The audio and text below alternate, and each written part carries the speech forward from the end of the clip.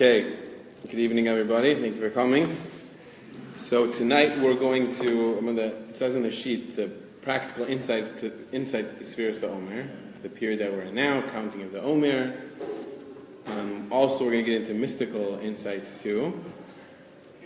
So let's have a practical, just to go over what's the Omer exactly without getting mystical yet. So the Omer, the name Omer, is really the name of an offering, the korban, that was brought in the Beis Hamikdash, in the temple, on the 16th day of Pesach, which is the first day Chol Moed, or for us, it's the second day of Yom Tov. It's a holiday. So that's called the Omer, and Omer is really the measurement of barley that they would bring together. They would bundle it together in the field, and they would bring that as the offering. Also, the word Omer I saw is used as a measurement of the man. The man that came from heaven, that God fed us in the desert, also it's called an Omer measurement. So the counting of the Omer that we do, we count every night. It's a commandment to count every night. We're counting up, we're counting down. I mean, the numbers are going up, but it's really a countdown until Shavuot, the holiday, which is 50 days after Pesach, after Passover, which is when we commemorate the giving of the Torah. And we say it's also a new giving of the Torah every year. So we count those days, but it's called the counting of the Omer. So that's the basic understanding of the counting. Along with that, if you look in the Siddur, even this is a Sefirat one, but even the Ashkenaz, which had the life sucked out of it, there's almost no Kabbalah in Ashkenazi Siddur anymore. After the Shabtai Tzvi, a lot of Kabbalah was taken out of Ashkenaz, but still, in at least the ArtScroll Siddur, or even in the Ashkenaz one, they have a whole prayer along with the Sefirot. We count the Sefirot, we count every day up until Shavuot, but there's also that every day corresponds to a different Sefirah. We're going to explain what Sefirah is, but in case, if you look in the Siddur, after Marav, after Aravit, so first of all, it starts out with a L'Shem Yichud Kudsha B'Yichu, which is a Kabbalistic prayer. Many Ashkenaz places don't say that, but it's still in the Siddur. But here, along with the count, right? You have the number of days. Today is day 1, etc. But also it says along with it a Sefirah for the next 7, or even not the next, from Pesach, the whole 7 weeks corresponds to Sefirot. So we're going to talk about exactly what that is. And we're really only doing that because there was a lesson in Likutei Halachot. This is a Breslov class. Likutei Halachot was written by Rabbi Nassan, Rabbi Nachman's main student. He's the one that wrote Likutei Maran, Rabbi Nachman's magnum opus. He, of course, showed it to Rabbi Nachman, and he went over everything. He edited it. But Rabbi Nassan also wrote a book called Likutei Halachot, which is it goes according to the halacha in the Shulchan Aruch, but it's really the chassidut behind the halacha. And there's a book that I have called Torah v'halachot, and it goes in order of the lessons in the Likutei Maran. So there's a piece here in the beginning which actually is based on lesson 1 in the Likutei Maran, which we have already studied a few months ago. So I'm going to go over that lesson briefly, and to really understand the lesson in the Likutei Halachot, we also want to go over a basic understanding of what's going on in these 7 weeks in terms of the Sefirot. There are many books, non-mystical books, just about working on oneself, these 49 days. So we'll explain that a little bit. So we're going to back up a little in history to Adam HaRishon, the first man. So we know about one main sin he did was he ate from the Eitz Hadat, the tree of knowledge. Another sin that happened is after he did that, he felt that since his wife made him sin, he would separate from her. So he separated from her for 130 years. And in that time, since a man naturally produces seed, and if it doesn't expel, it will release. So for 130 years, he had nocturnal emissions. Practically, in terms of schar v'onish, reward and punishment, it was they say it was onus, he couldn't control it, so he's not held accountable in terms of punishment. That's why we don't see him being punished for it. But still, practically, it wasn't the right choice that he separated from his wife. God didn't tell him to do that. And so therefore, there was wasted seed for 130 years. And since we were all included in Adam, Zohar says this, that we're all different parts of his neshama. There's 5 parts. There's nefesh, ruach, neshama, chay, and yichida. So Adam was really a corporal soul, that all the 600,000 souls of Israel were included in Adam. That's why we are punished for this sin, because in a sense we did it also. But aside from that, so we had these 130 years where we had nocturnal emissions, and the seed of that, it became our sparks of Kedusha that were wasted and went out into different parts of creation and all the different olamo, different spiritual realms, etc. So these, and because of that, it damaged the world, it damaged the Sefirat. We'll get into what that is. But it puts sparks of holiness trapped into the creation that needs to be elevated before the world can have its final rectification. Different generations were reincarnated from these souls. The first one was the flood, the generation of the flood. They didn't live up to their tikkun, the rectification. They were destroyed. Then again, the Tower of Babel, right? The Tower of Babylon. They also didn't live up to the rectification. That they weren't destroyed, but they were scattered. In a sense, that was their punishment. And then again, it comes up in Sodom and Gomorrah, and in those cities, they also didn't live up to their rectification, so they were destroyed. So then they ended up reincarnated again in Egypt as souls of some Egyptians and also the Jews that were there in slavery. So in Egypt, in slavery, it was a purification of the spiritual impurity. It says we are on the 49th level of impurity, which is the lowest level. And so there was a whole purification process. Sand needs to be burned, and ground everything to become glass. So to become clean of this sin, they were reincarnated there, and they went through bondage and all that in order to rectify these sparks.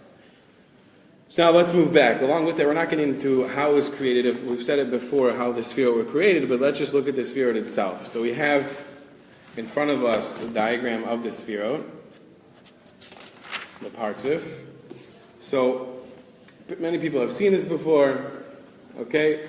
So what is this? It's basically, the Sefirat are also known as attributes. It's attributes of Hashem.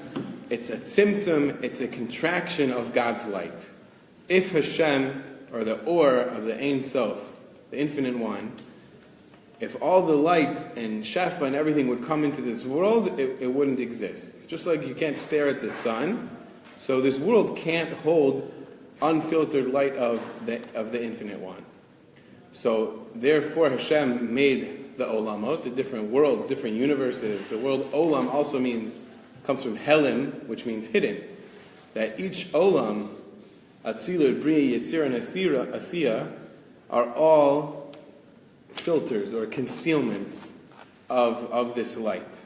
Along with that, this world needs to have the light of the Or, the Ein Sof, in order to exist. Without it, it won't exist. There's no life force.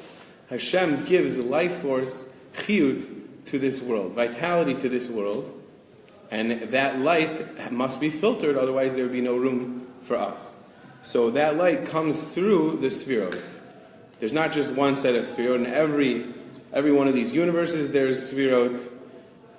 Chachma, Bina, Chesed, Gevurah, Tiferes, Netzach, Yesod, and Malchut.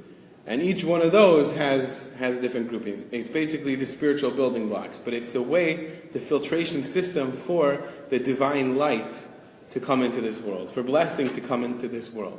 We look at it from up down, but it's really from the inside out. Because as I said, we have these universes, so really each one is a soul to the next. So we're in Asiya, which is the world of action. That's the most outer world. It's like an onion. In an onion, the center is where the root is and everything grows out. But the life force of the onion comes from the inside. So Hashem surrounds the world, yet infuses in the world. So the Sefirat is really the line that goes through to the center. From the light of the Infinite One goes into the center and it goes out. So on the outside, we're on the very outside. The physical world is the most physical, the most distant from God. And that's a place where we can have free choice. God is hidden enough that we can have free choice. That God can say something and I can go against it. As we go in the dimensions, Yitzira, Bria, Atzilut, etc., where the angels are, they don't have free choice. Because they're closer to Hashem. Hashem is more revealed, and you can't, if God is looking at you and you know God is there, you can't have free choice. So we're so far away that man can even think that he's a God. We have Pharaoh. That's what we're coming to now. So anyway, this whole system of Sefirot is where we get the shefa, the blessing and spiritual flux and vitality into this world to give it existence, to give it life. The Zohar says that the whole purpose of creation is to reveal Hashem's kingdom, to reveal Malchut to the world. There's other books that say it's for us to get the ultimate pleasure because God is the ultimate giver. But the whole point is Malchut. It's to reveal Hashem's kingship. The highest one, Keter, we don't relate to. That means crown. Malchut is the first revelation in this world of Keter. Malchut means kingdom. Keter means crown. So we see the connection. Malchut is the first sphere that we could really we connect with. So Keter. So let's leave Keter off for now. But Chachma and Bina is what we call mochin, mentalities, or that's the source of the life force that we need for this world. Chachma and Bina is also known as Abba and Ima, mom and dad. So Chachma and Bina are always together. They're always united. Chachma, the father, has gvurot, severities, which is the mochin of Chachma, the mentalities of Chachma, and Bina has chesadim, which are benevolences. Those together make shefa. We've heard the word shefa before. Shefa, that's the spiritual flux. That is what we want to get. Shefa bracha, etc. All the vitality that we want to get from Hashem that gives existence to this world is shefa. Blessing, prosperity, life, health. So it starts as that, and as it gets filtered down through all the sefirot, it takes on an attribute from all of them as well. And it all culminates down in Yesod. Okay, but with the mother and father, as Chacham and Bina, they're always united. Then we have the next group of 6, Chesed, Gevurah, Tiferet, Netzach, Hod, and Yesod. That's known as Zer Onpen. If you look at the other sheet, the one like this, okay, it shows a group. If you look on the left side, that's the Sefira. Chacham and Bina, they mix together in Dat, because Dat is not really a Sefira like the others. Dat is really the mirror reflection of Keter. Keter is connected to Chacham and Bina, and so is Dat. So we don't really relate to Keter. It's too high. It's like a crown. It sits above the head. Chacham and Bina are in the head, and Dat is the mixture of Chachma and Bina, and that now goes down into the next 6. So Chesed, Gevurah, Tiferet, Netzach, Hod, and Yesod all together make up Tiferet. Sometimes we just call it Tiferet. So that's called Zer Onpen. If you look on the right side, you'll see Abba, which is Chachma, Ima, Bina. So Abba is father, Bina is mother, and together their children, is Zer Onpen and Malchut, or Nukva. Nukva means partner. So the Sefirot also go through a maturing process. And sometimes they're known as the older brother and the younger sister. That Zer Onpen is the older brother, and Malchut is the younger sister. In maturity, they become husband and wife. Malchut becomes Shechina, or Rabbi Nachman's story, the lost princess. Also Klal Yisrael. Tiferet, Zer Onpen represents male.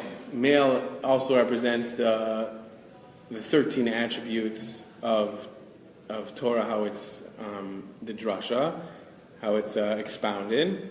And Malchut is the number 12, which is Klal Yisrael, because the 12 tribes. So these are also, Malchut is called so many different names because there's the Sefirot on every different world. Atzilut, Bri, Yitzir, Nesira, all these different layers in the onion, all the universes. So Malchut in one place it's in this lower level it's Eretz, it's the land, or it's the land of Israel, or it's the Jewish people. But it's always the partner with Zer Onpen, whichever it is. This is also the name of Hashem, Yud Ke Vav Ke. Yud is Chachma. The second Hey is Bina. The Vav is Tiferet, and the final Hey is Malchut. So we can also look at it that Yud is like a coin. Hey represents number 5 in Gematria. As Ari Kaplan says in Inner Space, that it's the hand grabbing the coin, which is the Yud, and because that's the mentalities that we want to pass down all the way to Malchut. So the Yud is the coin. Hey, the 5 that representing hand, 5 fingers, grabs the coin. The Vav in Hashem's name is the arm that extends, and the final Hey is the hand that receives. In Malchut is the first place that we can receive from Hashem. So the Vav and the Hey is what we want to try and bring together. That's what it means, L'shem yichud kucha brichu shchinte. It says that before a lot of mitzvot, and here it says before Sefira, but kucha bricha, Kadosh Baruch Hu is Zer Onpen, and shchinte, which is the Shechina, the divine presence, is Malchut. So whenever we do mitzvot, we're doing, so that's, what I mentioned before was coming down. That's Maim Decharin, which means masculine waters. That's the Shefa coming from Hashem. But there's also going up. It's called Maim Nukvin, the female waters. That's from Malchut, that's from us. On our level, when we do something, Malchut also means prayer. When we pray, or we do a mitzvah, so we send a ripple effect up. That causes, it goes all the way up, and it causes a tikkun, or whatever, something called itrusa, or an awakening. When there's an awakening below, it goes up. The sphere is really inside, like we said. We think of it as up and down, but it's really it's inside of us. It's inside of this world. Inside our world is another world, and another world, another world, like a dimension, right? So anyway, so it causes, but we think of it as up and down in terms of the, spirituality is higher, lower. So it causes a chain reaction to go up that triggers something in the innermost spiritual realm, and then causes more to come down. It's like someone showing a person, look, you gave me money, and this is what I did. Malchut is the mother. Malchut represents the womb. That's where the gestation happens. The seed is coming down. That's what the spiritual flux is. The mentalities come down and form a gestation, and then the produce, or the pears, the fruits of the labor, are the mitzvot, are the pears, all the spiritual things that we do, and that goes back to the highest point, and that again triggers more shefa to come down. So it's a two-way street. Yeah. Okay, I have a question though. So the implications of that sounds like one person can actually affect everyone else. Yes, one person can affect everyone else, correct. Including bringing change in the entire world. Yes, good and bad. Yes. Sort of like a collective conscious. Yeah, a person has to be aware of that, yes. Wow, you can elevate the entire world. Scary. One person can elevate the world, one person can bring the world down, yeah. That's true. Okay, so that's the basic, what's going on. So, in these Sefirot, because of the sin, there was a separation. The whole body went under the realm of the dark side. Keter was left, and there was just the mind, but the body was trapped. The sin of Adam happened, so basically, Malchut wasn't able to get the Shefa, to get this connection with Hashem. So, Paro represents Orif. Orif means the back of the neck. That's Paro. Paro had control. Paro represented the king of the dark side. Malchut Rashad, the Sitra Achra, dark side, whatever you want to call it. He had control over this. And that's also why he had control over the Jews.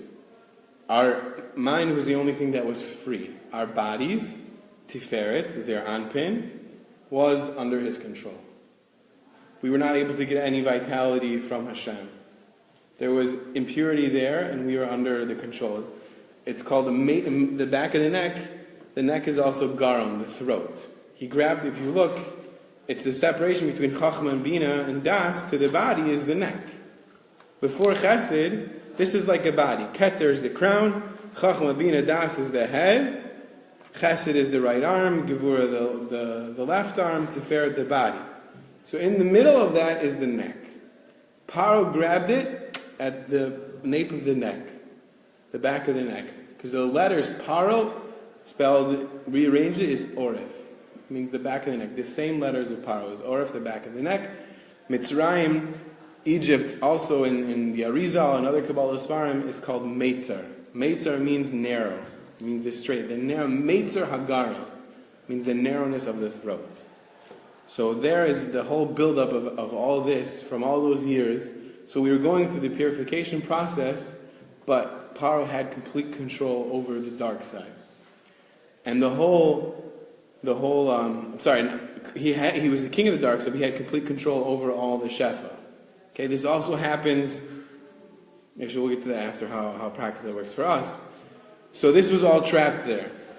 Paro had complete control. Not only were we subservient to Paro physically, but also spiritually. Also But we didn't have, our minds were not free? Our minds were free, that was the only thing. Okay. We still thought like Jews. Not holy. But our bodies were so controlled. Okay, so then, for God to take us out, he says, I will take you out, me and not a shaliach, me and not an angel. God himself came as the angel of death.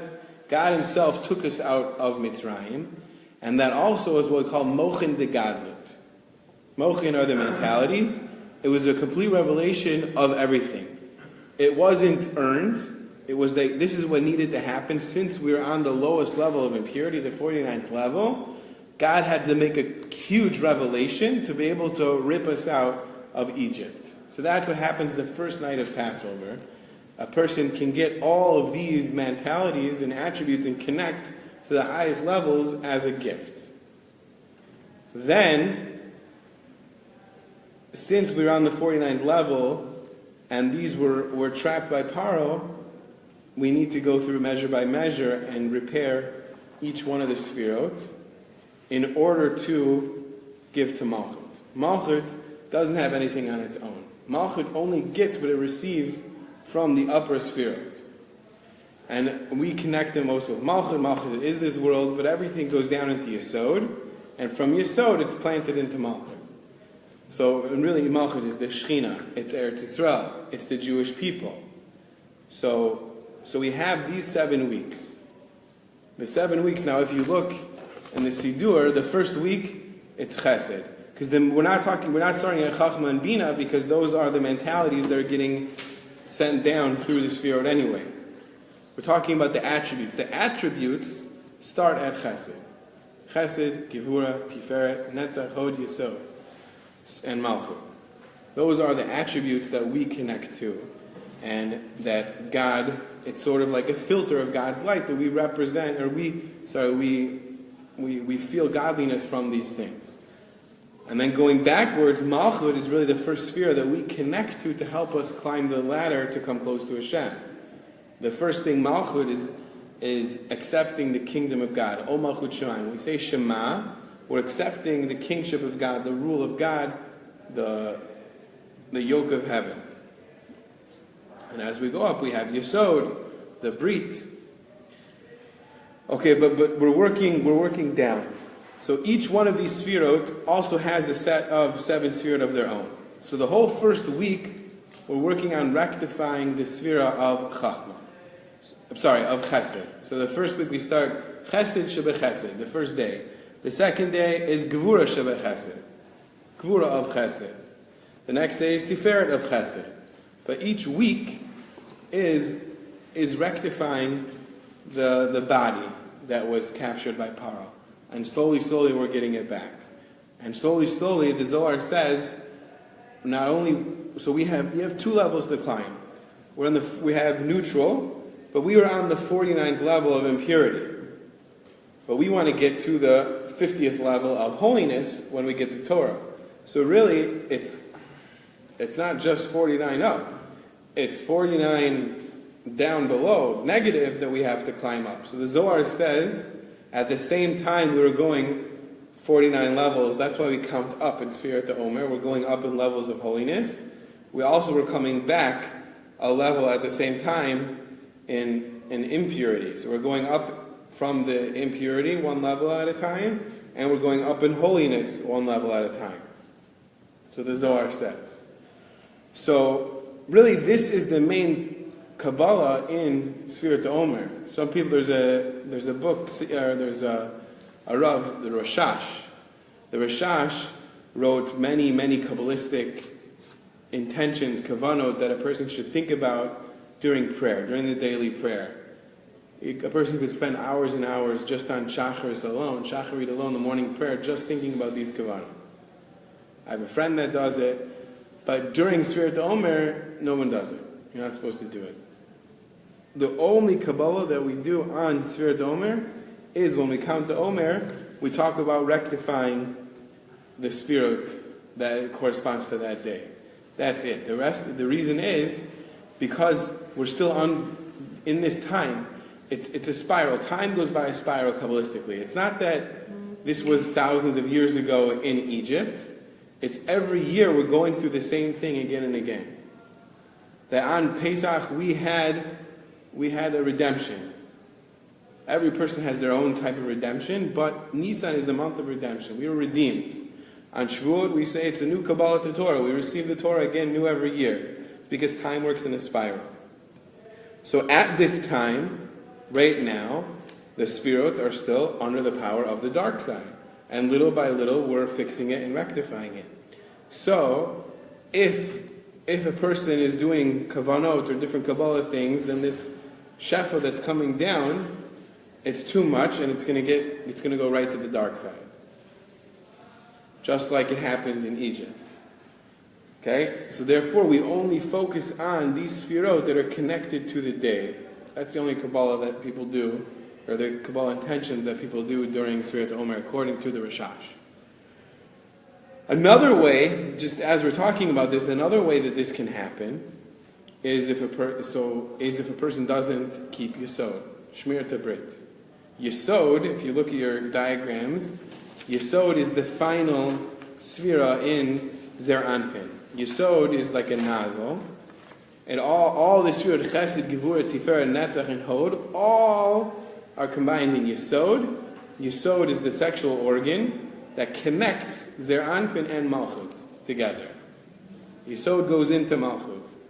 So if Yesod spills, then all that shefa, all that flux goes to the dark side and gives power to the evil one, the evil side. That's why it's so important to keep sexual purity. Also, that's where money goes, and health, and all the good blessings get wasted. It's like a nozzle. So the nozzle, it just gets turned on and everything gets wasted. So that's why it's important to keep that. So also during this time though, since it's all, the whole body, the Zer Onpen, the Vav, is all stuck in the dark side, but we're slowly bringing it back, it can get lost if there's too much of this. So we focus specifically on these sefirot. And then ultimately, at Shavuot, personally, whatever good that we did, whatever we accomplished, measure for measure, every day, if we use the time correctly, so we'll get all that we earned. The goal is to get everything that we got as a gift on the first night of Pesach. But whatever we earn throughout these 7 weeks, we'll get on Shavuot. That will be the revelation. That's when the Vav and the Hey unite. Yud Ke Vav Ke. I think it's the biggest time of the year. I think Musaf. I don't remember if I remember correctly. I'm not sure. But one of the either Shacharit or Musaf of Shavuot, is when Yud Ke Vav Ke is aligned. The one time of the year that they're mamash aligned and the Shefa comes into this world, and however we did our own rectification through these 7 weeks is what we're going to get, the revelation, the Kabbalah Torah on Shavuot. Okay, so that's the basic understanding of these Sefirot, what's going on in the 7 weeks. Good? Any questions? It's a lot of Kabbalah, a lot of Arizal. I'm not saying I completely understand. I hope I somewhat gave it over. It's very difficult concepts. Yeah? What's the Shachar Kabbalah? Where do we find those? In which one? The Rashash? Yeah. No, so there's called the Siddur HaRashash. It's called Siddur HaRashash, and it has it all in it. Google it? You probably Google it, yeah. Okay, so now we're going to go inside Likutei Halachot. I'm going to just summarize what it says. What time is it? 9:10. 9:10. Okay, so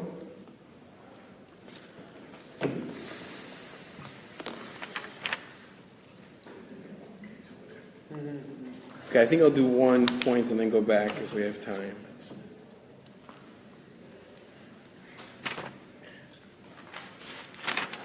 Okay, so it says like this, that the main kavanah of the Sefira simply, I don't know, maybe I should go back 1 second.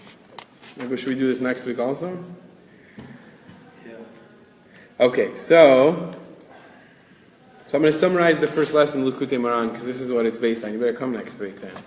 Everyone's witness, he's coming next week. I'm gonna look at the Yehudi one. So the first lesson, Likutei Moharan, is, I think we can skip it. We're just going to try and go in Likutei Halachot, but it's based on the first lesson, Likutei Moharan. If you get a chance, take a look. So we have, like I said, the Omer Offering. Okay, that's all based on the name Omer comes from that barley offering that we did on the second day of Pesach. So the whole principle of the intention we're supposed to have of the Omer offering, bringing the barley offering and Sefira, it's to come out of the Zuma, the tumah, the poison and the impurity of Egypt to merit Kabbalah Torah, to merit receiving the Torah. That's the whole purpose of the Omer Offering, which is the Iker Chachma and the Seichel. That's the main Chachma, the main intelligence, which is the mocha that we're trying to receive. That's Kabbalah Torah. Kabbalah Torah is Chachma. In order to merit, to see the Seichel, to see the godliness that is in everything in order to come close to Hashem. So lesson 1 in Likutei Moharan was all about looking at everything to see the Seichel in it, to see the divine intelligence in it, that in everything a person can come close to Hashem, through everything. So a person, in order, actually he says in the lesson, to be able to do that is by learning Torah. Learning Torah gives the person the ability to see godliness in everything in order to connect to Hashem through that object. And that's the Seichel that's in everything that we're trying to get to. So he's saying on Shavuot, which is when we have receiving the Torah, that's when also we get this Chachma. Because everything Hashem created was only for His honor, in order that we merit to recognize Him and to serve Him. Everything in the world is created that we recognize Hashem and see Hashem in it, to be able to serve Him and to come close to Him. Through everything in the world. But we only merit this through the Torah, through the Holy Torah, like I said from lesson 1, like it's explained there. So through getting the Torah, we merit to see the intelligence in everything, to be able to use it to come close to Hashem. So through the Torah, we humble the malchut of the Rashad, the kingdom of the other side, which we saw in Egypt was represented by Paro. So through Torah, that helps us humble the kingdom of the other side, which is also an aspect of foolishness and ruach shtus, spirit of folly, which is really incorporates the entire taivus and midos raos, the taivus, desires and bad character traits, which also are the spirit of folly, the ruach shtus, and craziness. Because there's no person that does a sin unless a spirit of folly entered him. That's what the Gemara says, Chazal say. That a person only sins when ruach shtut, when a spirit of folly enters him, makes him crazy. A sane person, a person we say is not completely sane in the right mind when they do a sin. To make a spirit of folly entered into them that caused them to sin. Also, it says, I've seen before, that a person's higher soul leaves him. The Chai and Yechida, we don't really relate to these anyway, but they leave the person before they do a sin, so they're really completely cut off at the time they're doing a sin. Why don't we relate to those? It's a good question, but they're so much high. We barely even relate to neshama. Most people don't even connect to their neshama. We spend the whole life, when we experience godliness in this world, people think they're seeing God, experiencing God, these visions. Most of the time it's just their seichel. The Rambam says, it's quoted differently, but in the halacha, when they say, Shaviti Hashem lenegdi tamid, I place Hashem before me always, and it quotes the Rambam in Mori Nevuchim, the guide to the perplexed, saying that a person should realize and remember that there's this great king standing over him, looking at him always. So when you read it in the halacha, you think the Rambam is talking about God. But if you look at the Rambam inside, this great king is a person's seichel, intelligence, our neshama. So most of us, our body is really just a shoe for our soul. Our soul itself is so godly that we can't even imagine it. So the more a person elevates his body, the more soul can come into his body. So we don't even, in this world, we're not even dealing with it. Because really the Chai and Yechida are not even in this realm. It's just a way for us, it's our chain to connect to the higher spiritual realm. Okay, so this is the main. So he's saying, so that when a person does a sin, it's because this Ruach Shtut entered him. And this is also corresponding to the tumah, the impurity, and the spiritual poison that was in Egypt. And this is what we need to purify ourselves from leaving Egypt and really at this time. Like we say in the Sefirah, like I said, we say in the final paragraph, when we actually mention the Sefirah, we say like this, and it should be your will, Hashem our God, that in the merit of the Sefirat Hoamer that I counted today, it should rectify what I blemished in the Sefirah of, let's say, Chesed Shebechesed, V'taher, and I should become pure and sanctified, B'kedusha Shama, etc. Okay, and then also says, L'tareinu M'klipasenu, and we should be purified from the klipa. So that's what we're talking about. So we're saying that, this Ruach Shtut is a mixture, this evil, the spirit of folly that causes a person to sin, is made up from impurity, which is what Egypt stood for. All the impurity and everything in there, we were on the lowest level, that's all the things that cause a person to sin. So that's what we're trying to purify ourselves from these 7 weeks.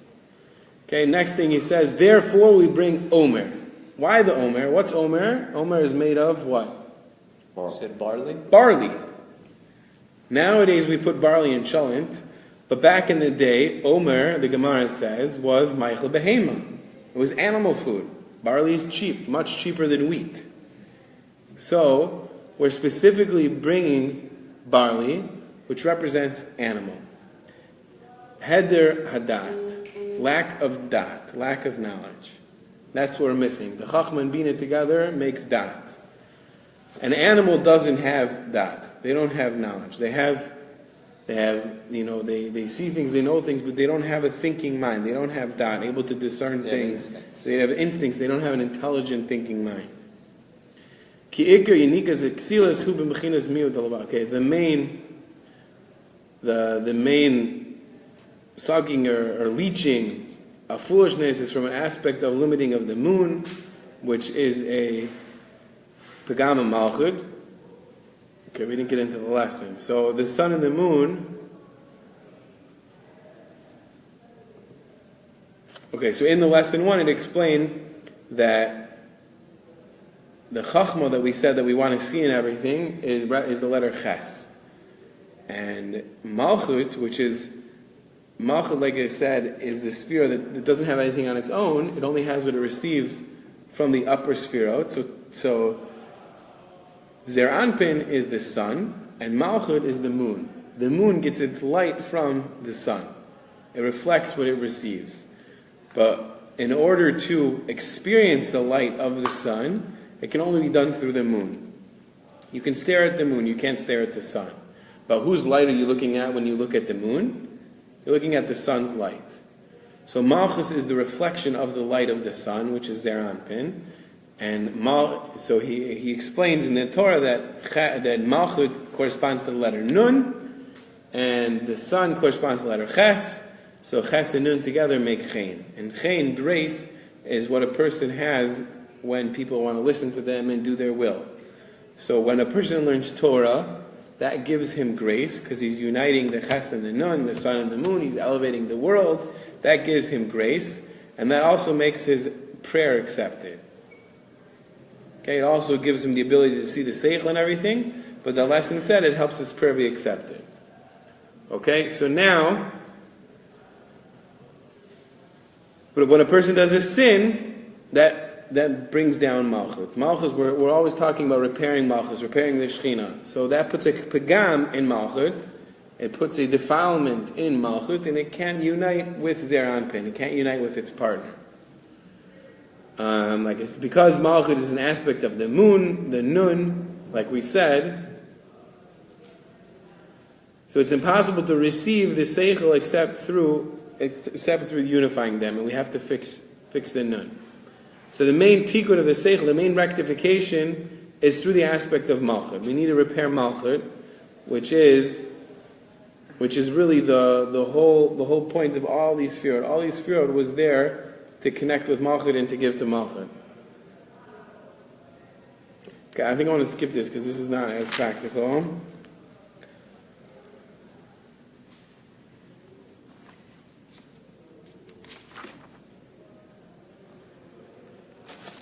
Okay, but he just goes on more. If we have more time, another time we'll go through that. So hey, in Likutei Halacha, this is on Hilchot Pikadon. He says like this. So the main kavana of Sefirat, the simple kavana, is that a person needs to know that all his days are counted. We count every day. To teach us every day is counted.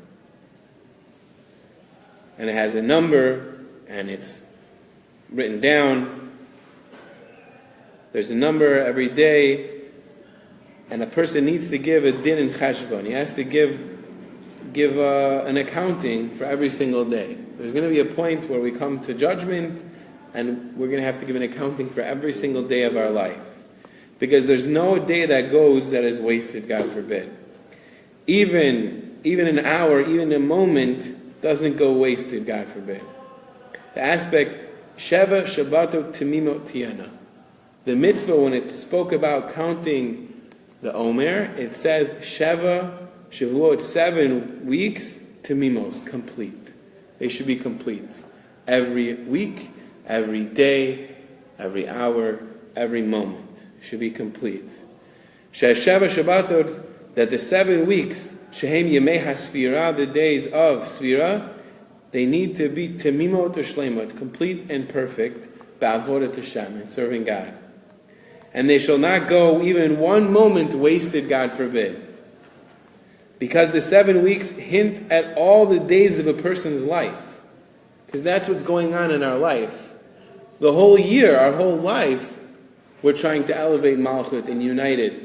We're trying to elevate this world. It's really just a microcosm of our life, what's going on in these 7 weeks. So they represent the whole corporality of a person's life in these 7 days of the week, because these 7 weeks correspond to the 7 days of the week that we return every single day. It's the 7 days of creation. It's happening again and again and again. We create for 6 days and then we rest again and again and again and again. It's also called sabbatical cycles. It goes in thousands of years. That's for another time. But the whole 7 is going again and again and again and again and again and again. Right? So these 7 weeks really are corresponding to every week of the year. Because every every days of the world are all included in the number 7. The days of the week, like I said, the 7 days of creation, like I said, and they go back like a circle. All the days of the world. Therefore, every day of a person's life, they're all included in 7 days, which is the aspect of the 7 days of the week, and every day every week is 7 days. Therefore, their aspect is just repeating, but that's the aspect of the 49 days. The Arba B'Tisha Yemei Sfir, the 49 days, 7 times 7, 7 weeks of 7 days. That's a mitzvah to count every single day and to know and to remember that all a person's days of his life, it's really just hevel of vanity, and all his days that he's living on the face of the earth, they're counted. And another word for counted, enumerated, in number, and in counting.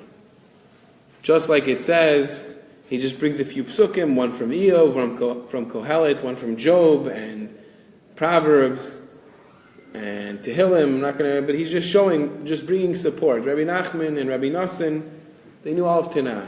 He just brought a few supports. He says, Shnot Mispar, the days, moments are numbered. Mispar Yemei Chaye, the number of the days of his life. Limnot Yemenu, to count the days. He's just showing that our days are counted. Our days are numbered. Therefore, it is forbidden for a person, lidchos et atmam yom yom. It's forbidden for a person to push off from day to day, to procrastinate. You should only know well that today is the day. Today will not happen again in all of his life. Every single day is different. Every single day has different opportunities. Because tomorrow will be a completely different day. Halavai, if only a person, he says, would pay the day. If only a person would fulfill his obligations tomorrow, let alone try and do today's obligations tomorrow. Let me worry about tomorrow, and I can't even, who knows if I'll even be able to do what I'm supposed to do tomorrow, let alone today. I'm going to push off what I have to do today, tomorrow. You got enough problems coming up. Right. Maybe I want to be able to do tomorrow's obligation, let alone today's tomorrow. But therefore, God forbid a person should mistake himself to procrastinate from day to day. Therefore, it says, Rabbi Nachman writes on the pasuk, Hayom im bekol tishmu. Today, if you listen to my voice. It says Hayom. It's a pasuk in the Torah. Hayom. That the main avoda, the main service of Hashem it's in Hayom. It's in today. Someone who wants to listen to the voice of Hashem and to connect with Him, the main point is he knows that the main thing is Hayom, today. Specifically, like it's explained there. Okay, so we're counting every day to teach us that every day counts. Every day has a number. Every day will be accounted for. And this aspect of the commandment of Sefirat Hoamer is the beginning of Kabbalas Torah. Because what do? We're starting Sfira, it's 49 days build up to receiving the Torah. Okay?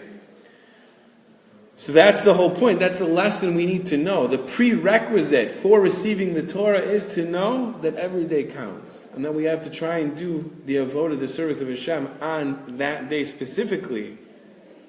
And without that, we properly can't receive the Torah. I think people are leaving. We'll stop here till next week. Any questions? No, it's 9:28. Heavy duty stuff. Heavy stuff, yeah. Yeah, it is pretty deep. So also we have a book here. If you want to learn more, Kabbalistically, this book called Inner Space by Aryeh Kaplan makes it very, very easy to comprehend some of these concepts. Maybe one series, I'll go through this book and all the Kabbalah concepts, Kabbalah 101 or something. Any questions online? Thank you for listening. Please share it. Anybody here listening, please share it with all your friends. Thank you. Thank you. I forgot to say, like us on Facebook, Twitter. Oh, and I forgot. Sorry. Tonight, this week's class was sponsored. Refuah Shlema Devorah Fega Bat Rezel, Menachem Mendel Ben Sarah Bat Yad. If you want to sponsor a class, online class or local class, please contact Michael Ben Malach. Thank you for watching.